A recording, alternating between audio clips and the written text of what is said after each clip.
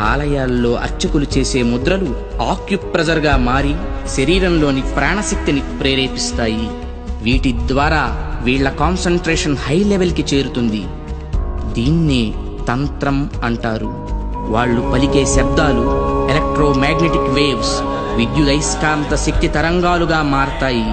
ఆ శబ్దాల అర్థాలు మైక్రోవేవ్స్, సూక్ష్మ భావ తరంగాలుగా పనిచేస్తాయి.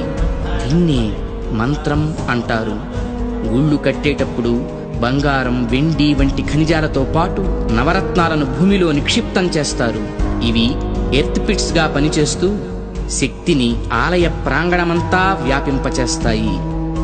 రాతి విగ్రహాల క్రింద, ధ్వజస్తంభాల క్రింద లోహపు రేకులతో తయారైన యంత్రాలుంచుతారు.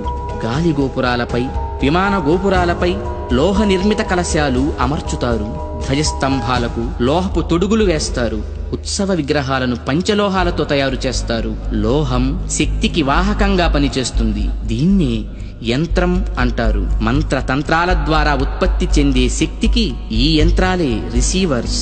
ఇక హైడ్రాలిక్ పవర్ స్టేషన్స్ లో లాగా ఆలయాల్లో జరిగే అభిషేకాల్లో కూడా ఎత్తు మీద నుంచి స్వామి విగ్రహం మీద నీరు పడుతుంది. దానివల్ల పొటెన్షియల్ ఎనర్జీ కైనటిక్ ఎనర్జీగా మారుతుంది.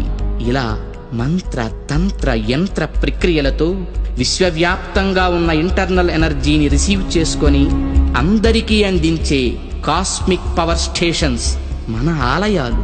ఈ జనరేటర్ నుండి ఉత్పత్తి అయిన విద్యుత్తు ట్రాన్స్మిషన్స్ ద్వారా టెర్మినల్ స్టేషన్ కి చేరి అక్కడి నుండి సబ్ ట్రాన్స్మిషన్స్ ద్వారా ఎలక్ట్రిక్ పోల్స్ సాయంతో లో వోల్టేజ్ ఇళ్లకు, హై వోల్టేజ్ ఫ్యాక్టరీలకు అందుతుంది.